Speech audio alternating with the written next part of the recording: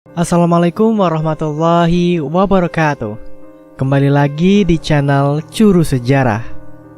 Kali ini kita akan melanjutkan lagi dari cerita Kualat Gunung Merapi babak ke-9, sebuah misteri.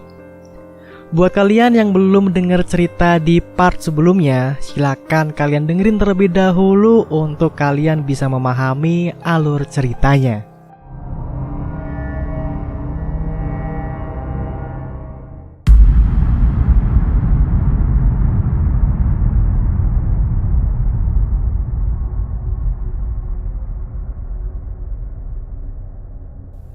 Begitu melihat mobil Mas Irwan memasuki kawasan base camp, Gundil bergegas berlari menghampiri mobil. Tanpa parkir, Gundil memberi isyarat dari jauh untuk segera masuk ke dalam mobil. Tanpa pikir panjang, aku mengangkat tubuh Yoyo untuk dapat segera didudukkan di dalam mobil. Begitupun dengan Ibang dan Kucai. Mereka mengangkat tubuh Mulki dan Desti, lalu mendudukannya secara bersilangan di dalam mobil. Yoyo kududukan di kursi tengah.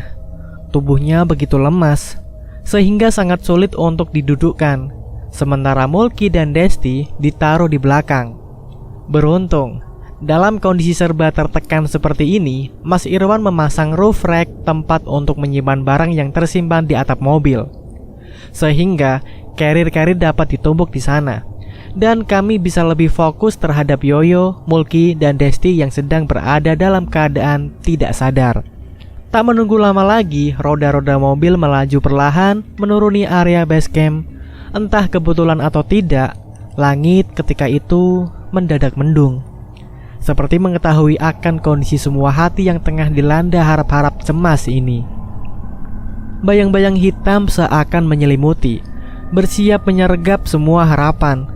Takut, cemas, dan sedih bercampur aduk menjadi ramuan yang cocok untuk menggoyak setiap perasaan seorang sahabat.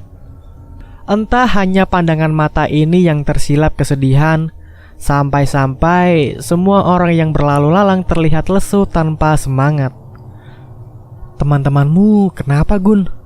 tanya Mas Irwan kepada sang adik yang duduk di sampingnya. Gundil terlihat kikuk. Dia bingung mau ngejawab apa. "Mereka cuma kelelahan aja mungkin, Mas," jawabku sekenanya. "Kita ke rumah aja dulu. Kebetulan di sana udah ada Ega juga. Kondisinya juga nggak beda jauh sama teman-teman kamu yang pingsan ini," ujar Mas Irwan. Aku sendiri sudah tidak kaget mendengar kabar Ega sudah berada di rumahnya. Aku memang berniat ke sana, melihat betul-betul kondisinya yang sedang menurun. Ega itu... beruntung dia masih hidup. Perkataan Mas Irwan dibarengi hembusan nafas penyesalan. Ia mengecap, "Maksud Mas? Nanti saja Mas ceritain." Suara mobil cenderung mengikuti alunan perasaan. Raut wajah Yoyo sudah nampak sedikit berbeda. Aku mencoba menggoyahkan tubuhnya, namun masih tak ada reaksi darinya. Dalam keadaan masih tak sadarkan diri, Desti mendadak mendesah. Semua mata terbelalak, saling memandang satu sama lain. Gundil sampai terperanjat berbalik ke belakang untuk melihat Desti yang bergeliat. Des, hey, lu kenapa?" Ibang menggoyahkan tubuh Desti. Dia terus saja mendesah, lalu terlelap kembali. Kuusap wajahku, gigiku beradu. Apa Desti tengah mimpi basah? Maluku tak tertahankan. Aku tak bisa membayangkan jika Mas Irwan seketika menertawakan kejadian itu. Tapi matanya tetap fokus ke jalanan, memburu waktu untuk cepat sampai ke rumah. Mungkin juga ia mengerti dengan perasaan kami. Mulki seketika terbangun. Dadanya kembang-kempis begitu cepat. Wajahnya begitu jelas tergurat kepanikan. Otot-otot tubuhnya mengejang, matanya memerah. Mulki menangis histeris. Mas Irwan mendadak menginjak rem. Ia terkejut dengan suara teriakan Mulki.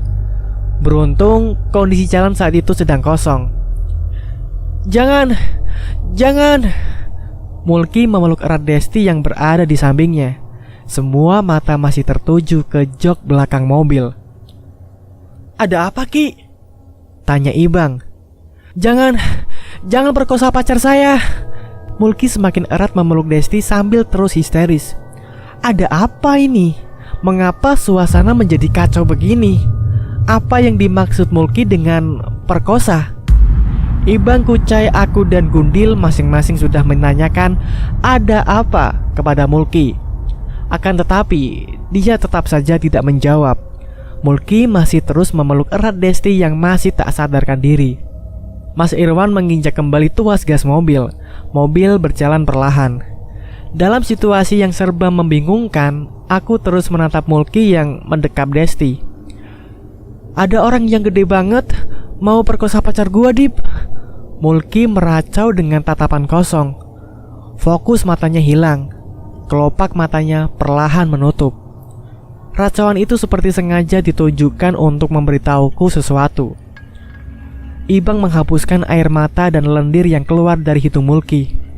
Aku menempelkan dahiku ke sandaran jok, berusaha mencerna apa yang dimaksud Mulki. "Genderuwo kali, Dip." Mas Irwan membangunkan lamunanku. "Maksudnya, Mas?" tanyaku seraya membalikkan badan ke arah depan. "Iya, genderuwo, jin yang suka merkosa cewek. Kalian udah jagain Desti bener-bener kan?" tanya orang yang sedari tadi duduk di belakang kemudi mobil. Iya, kita udah maksimal ngejagain dia, Mas," jawabku gugup. Tak ada tanggapan lain dari Mas Irwan. Mataku tertuju menatap langit-langit mobil. Bayangan-bayangan tak jelas menghujam kepalaku. Ada apa ini semua? Apa mungkin hal barusan hanya sebuah bunga tidur? Aku rasa demikian. Karena siapapun dalam keadaan sangat kelelahan, mereka akan bermimpi di luar dugaan. Mataku melirik ke samping, tempat Yoyo tak sadarkan diri. Aku memeriksa suhu tubuhnya. Masih sedikit panas. Aku berharap reaksi darinya seperti Mulki dan Desti, sekadar ingin memastikan kalau Yoyo pun sebenarnya baik-baik saja. Hanya kelelahan seperti halnya sepasang kekasih yang duduk di belakang bersama Ibang. Namun tak ada reaksi dari Yoyo. Tubuhnya hanya bergerak otomatis terbawa haluan mobil.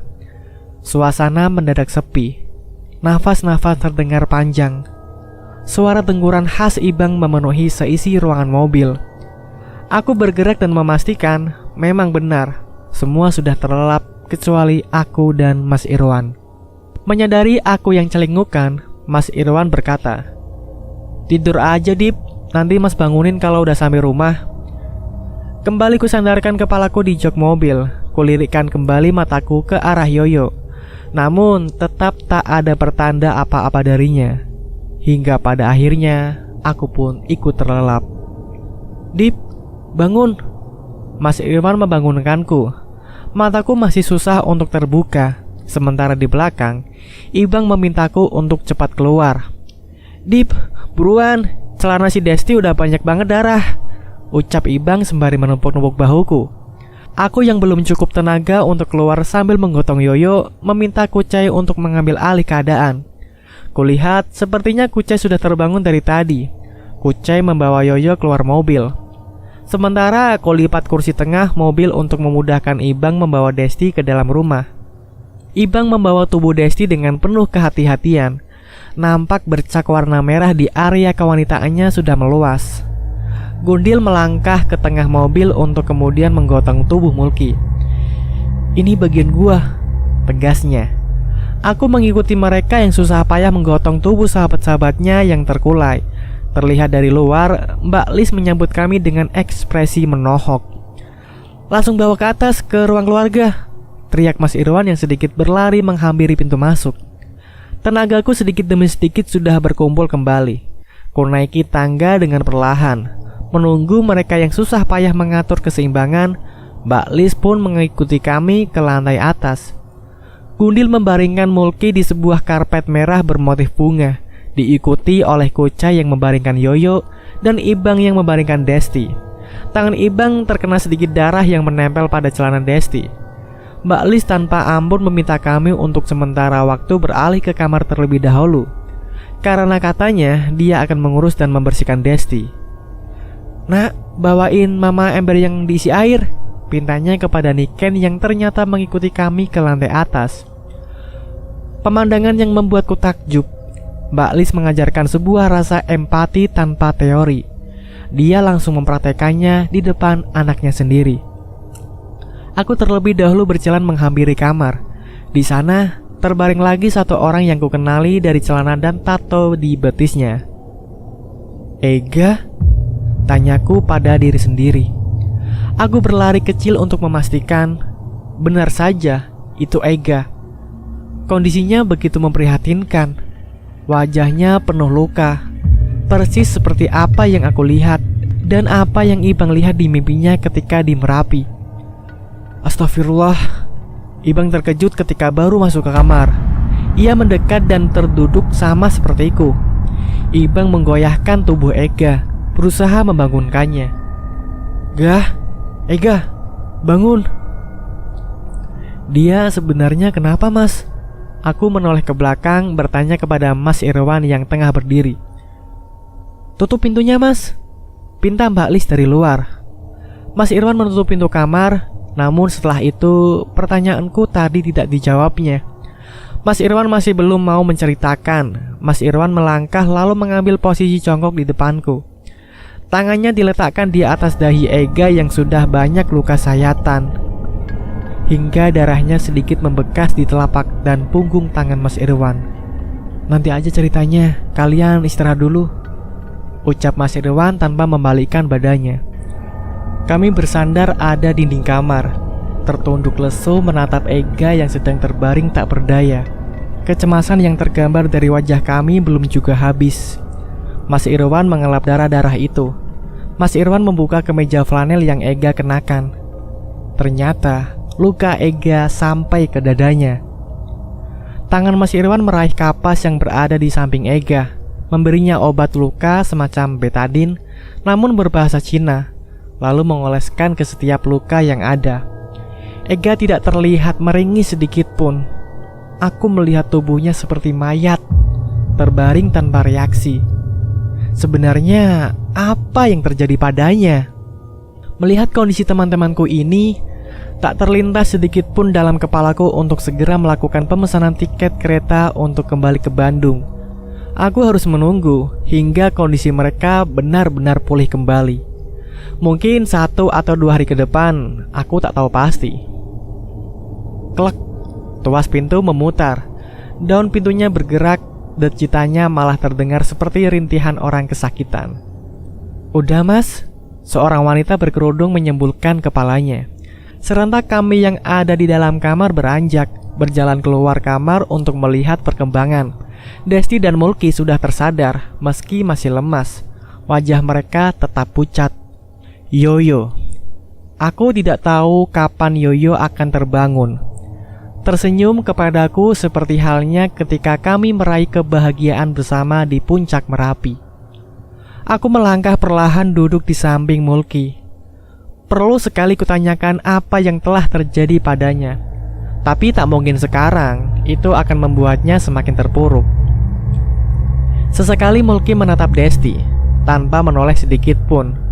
Desti tetap nyaman memegang muk yang tergantung tali bermerek teh celup terkenal. Pundaknya diselimuti, Niken berada di sampingnya, bersedia menghibur. Tatapan Desti masih kosong. Matanya mengeluarkan air mata tanpa ekspresi. "Ini salah gua, Dip. Ini salah gua."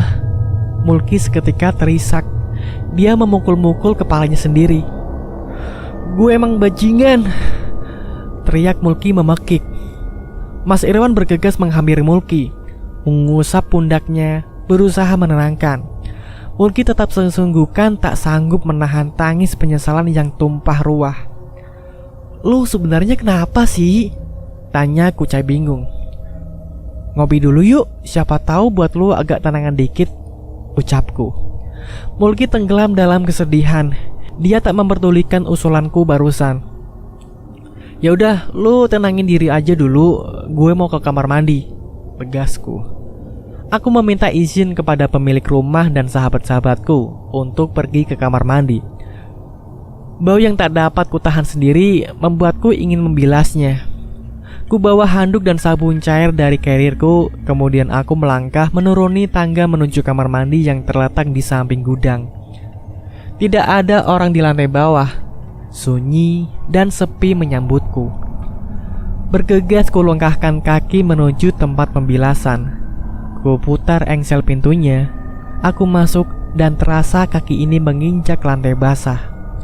Hanya ada shower yang terpasang di pinggiran dinding, dan ember kecil berada di bawahnya. Tidak ada bak mandi ataupun bathtub. Segera ku buka kartu penutup sabun cair yang ku bawa. Ku gosokkan ke seluruh tubuh. Hingga aku merasa cukup, aku segera memutar keran. Gemercik air mengguyur tubuhku. Bau yang tadi tercium sangat kini menghilang. Kini giliranku mengguyur kepalaku. Air yang menyembur dari shower mendadak keluar pelan. Loh, apa ini? Gemericik air yang mengguyur terasa berbeda. Ia kental dan berbau anyir. Kuperiksa dengan tanganku. Kuperlihatkan pada mataku. Aku seketika terpelanting ke belakang. Ternyata yang mengguyurku itu adalah darah. Kelihatannya masih segar. Darah itu keluar menetes dari lubang shower. Kenapa, Dip? Aku menoleh ke arah pintu kamar mandi. Terdengar suara orang yang memanggilku dari luar. Ini ada... Loh? Tiba-tiba darah itu menghilang. Aku mengambil moncong shower. Kupastikan darah yang tadi menetes keluar. Namun di lubangnya tak ada bekas darah sedikit pun. Dan di kamar mandi itu tidak ada darah sebercak pun. Aku sudah memeriksanya ke setiap sudut ruangan kamar mandi. Tetap saja aku tidak menemukan darah itu. Aku segera menarik kencang handuk yang kugantungkan. Segera pula ku pakai pakaian yang sudah kupersiapkan sebelumnya. Sedikit berlari kecil, engsel pintu kembali kuputar. Aku bergegas keluar, kemudian memeriksa siapapun yang memanggilku tadi. Aku memeriksa setiap sudut yang terlihat. Tak ada siapa-siapa di sana. Sejurus kemudian, aku mendengar suara tanah dicangkul. Terdengar jelas sekali loh. Pintu teralis besi sebagai akses ke halaman belakang memang terbuka lebar.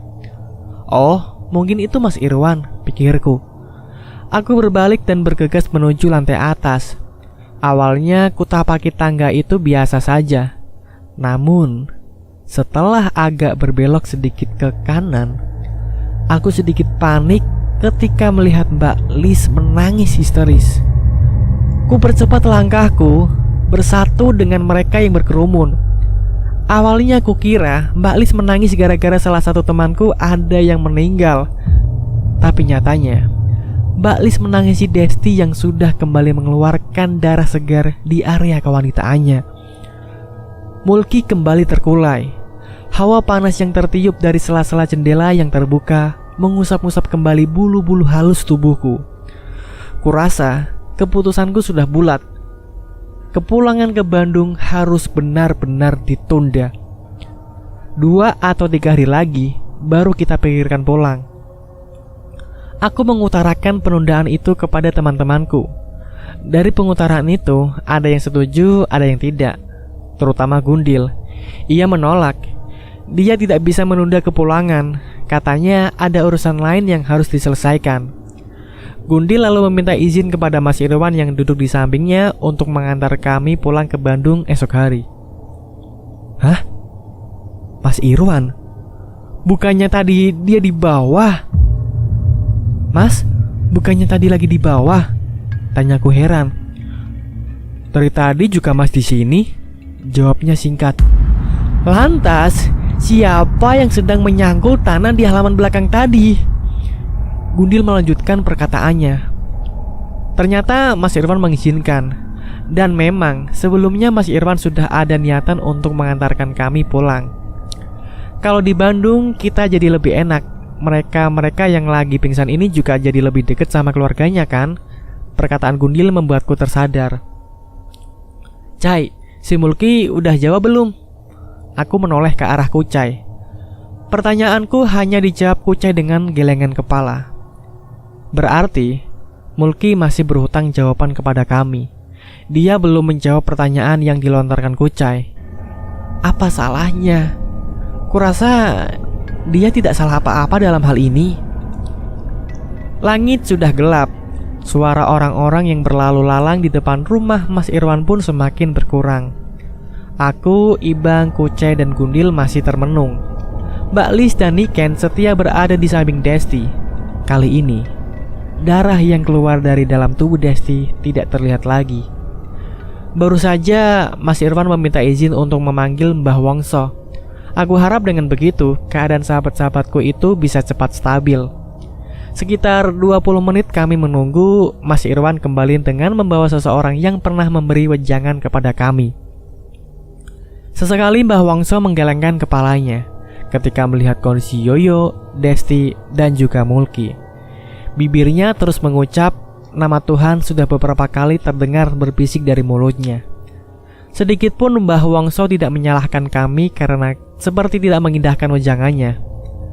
Dia terus berkomunikasi dengan Mas Irwan seputar langkah pengobatan yang akan diambilnya. Kondisi kedua anak ini semakin buruk. Saya akan menjaganya supaya tidak terlampau buruk, sehingga kalian bisa pulang dengan tenang. Saya akan berusaha, ucap Mbah Wongso sembari menunjuk Mulki dan Desti. Untuk 2 orang lainnya, saya mohon maaf. Saya tidak bisa tangani mereka. Lanjutnya, aku terperanjat. Yang semula duduk, kini posisiku sedikit berdiri. Apa maksudnya? Tidak bisa tangani mereka. Saya mohon, Mbah, sembuhin juga Yoyo. Saya mohon. Aku menciumi tangan Mbah Wongso. Mbah Wongso menarik nafas dalam, lalu ia berkata, Yoyo dia anak baik, tapi harus pergi dengan cara yang kurang baik. Mataku terbelalak, jantungku seperti meledak. Apa maksud dari perkataannya itu? Apa aku harus kehilangan sahabat terbaikku itu? Apa tak akan lagi kutemui senyumannya di setiap kali kami bercanda? Tak sadar, mataku berderai. Aku beringsut mundur, menjauhi Mbah Wongso menuju dinding kamar dan meletakkan punggungku di sana. Dinginnya dinding itu sudah tidak terasa lagi olehku. Aku memeluk diriku sendiri, membenamkan diri tenggelam dalam kesedihan bersama tangisanku. Dalam keterpurukanku, terasa ada yang menghampiriku. Sabar, Dip. Mudah-mudahan masih ada jalan buat nyelamatin si Yoyo. Lagi-lagi di saat-saat seperti ini, Ibang menghibur. Aku sangat tahu, dia pun pasti merasakan kesedihan yang sama. Tapi mengapa dia bisa terlebih dahulu menghibur dirinya sendiri lalu menghibur orang lain?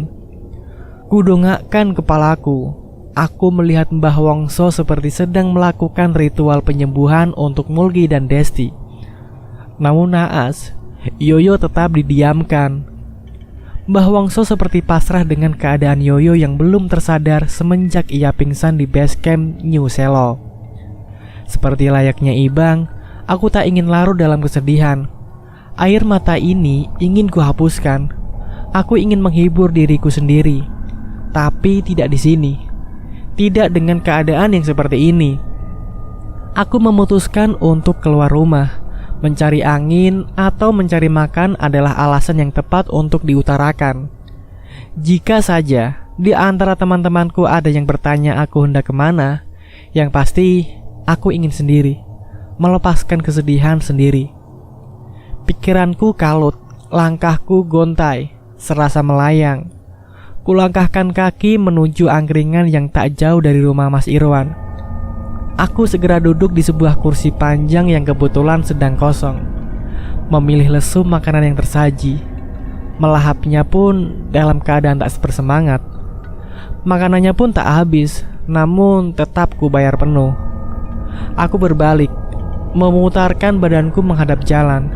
Siapa tahu lalu lalangnya setiap kendaraan membawa setiap kesedihan yang menghinggapi benakku.